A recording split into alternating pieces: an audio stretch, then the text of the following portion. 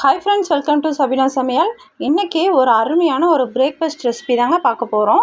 அதுக்கு என்னென்ன தேவைங்கிறத பார்த்துடலாம்.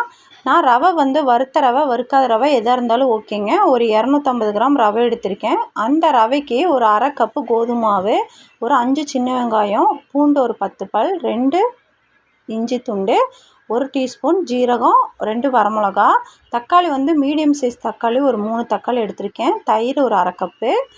இப்போ ஒரு மிக்ஸி ஜார் எடுத்தாச்சு. எடுத்துட்டு இப்போ அதில் சின்ன வெங்காயம் ஒரு 5-6 பீஸ் போல் எடுத்துருக்கேங்க.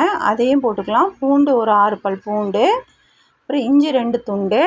நான் இது காரமாக இருக்கும் ரொம்ப, இந்த வரமிளகா குழந்தைங்க சாப்பிட்றது, அதனால் நான் 3 வரமிளகா மட்டும் சின்னதாக எடுத்திருக்கேங்க.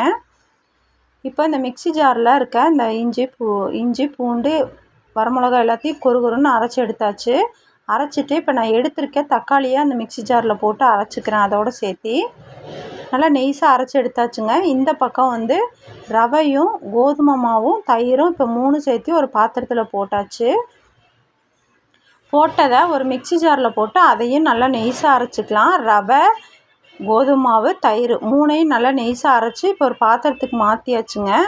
மாற்றிட்டு இப்போ நல்லா கலந்து விட்டுக்கலாம். கொஞ்சம் கெட்டியாக தான் இருக்கணும், தண்ணி பதத்துக்கு இருக்கக்கூடாது, தோசை நம்மளுக்கு நல்லா வராது. இப்போ நான் அரைச்சி வச்சுருந்தேன் அந்த தக்காளி, இஞ்சி பூண்டு பேஸ்ட்டு எல்லாம் சேர்த்து நம்ம இப்போ அரைச்சோம் இல்லைங்களா, அதை அப்படியே அதில் மாற்றிக்கலாம். அந்த பாத்திரத்தில் மாற்றிட்டு எல்லாம் சேர்த்து நல்லா கலந்து விட்டுக்கலாம். இப்போ கெட்டியாக தாங்க இருக்கணும், தண்ணி மாதிரி இருந்தால் நம்மளுக்கு தோசை ஊற்ற வராது. இது ஊத்தாப்பம் மாதிரி ஊற்றி எடுத்துக்கலாம். இப்போ நல்லா கலந்து விட்டுக்கலாம். எல்லாம் சேர்த்தி கொஞ்சமாக இதில் 1 டீஸ்பூன் போல் ஜீரகம் போட்டுக்கிறேன். ஜீரகம் போட்டால் நம்ம அது சுட்டு எடுக்கும்போது நல்லா கமகமன் மணத்தோட சூப்பராக இருக்கும். இப்போ பாருங்கள், நான் இப்போ ஜீரகம் எடுத்திருக்கேன் 1 டீஸ்பூன் போல். இப்போ தேவையான அளவு உப்பும் போட்டுக்கலாம். மாவுக்கு தேவையான அளவு உப்பும் போட்டாச்சு. கொஞ்சமாக சோடா உப்பு இருக்குது பார்த்திங்களா, அதுவும் நம்ம கொஞ்சம் போட்டுட்டு இப்போ மாவில் எல்லாம் நான் சேர்த்து நல்லா கலந்து விட்டுக்கலாம். உப்பு போட்டுட்டேன். இப்போ சோடா உப்பு கொஞ்சமாக போட்டுக்கிறேன், ஒரு பிஞ்ச் மட்டும் போட்டுக்கலாங்க. போட்டுட்டு இப்போ எல்லாம் சேர்த்து நல்லா கலந்து வச்சுட்டு இப்போ இந்த மாவை ஒரு 10 நிமிஷம் நல்லா ஊற விடணும். ஊற விட்டுட்டு தான் நம்ம செய்யணும். செஞ்சால் ரொம்ப சூப்பராக இருக்கும். அதுக்கு முன்னாடி நான் ஃப்ரெஷ்ஷான ஒரு கேரட் எடுத்திருக்கேங்க.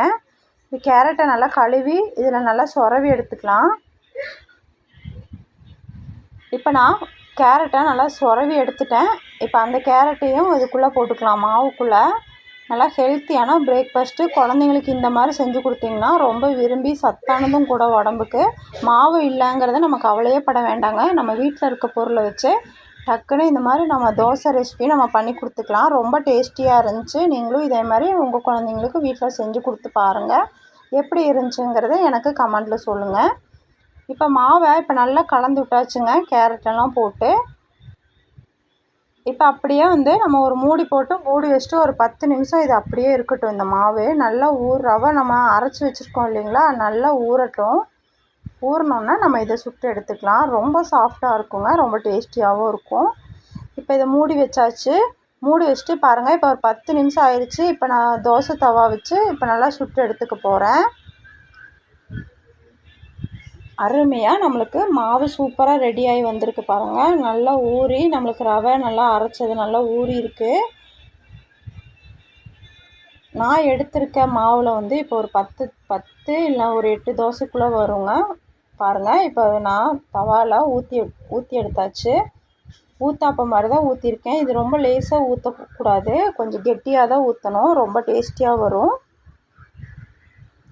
இப்போ நான் பாருங்கள் அழகாக சுட்டு எடுத்தாச்சு. அருமையான பிரேக்ஃபாஸ்ட்டு நம்மளுக்கு காலையில் குழந்தைங்களுக்கு சூப்பராக ரெடி ஆயிடுச்சுங்க. நீங்களும் உங்கள் வீட்டில் இதே மாதிரி ட்ரை பண்ணி பார்த்துட்டு சொல்லுங்கள். இதே மாதிரி பச்சை பயிர்லேயும் நம்ம செய்யலாம், அதுவும் நான் ஒரு நாளைக்கு வீடியோவில் உங்களுக்கு போடுறேன். ஹெல்த்தியான பிரேக்ஃபாஸ்ட்டு ரெடி ஆயிடுச்சு. அவ்வளோதாங்க இந்த வீடியோ. உங்களுக்கு பிடிச்சா லைக், ஷேர், சப்ஸ்கிரைப். அடுத்த வீடியோவில் சந்திக்கலாம். பாய்.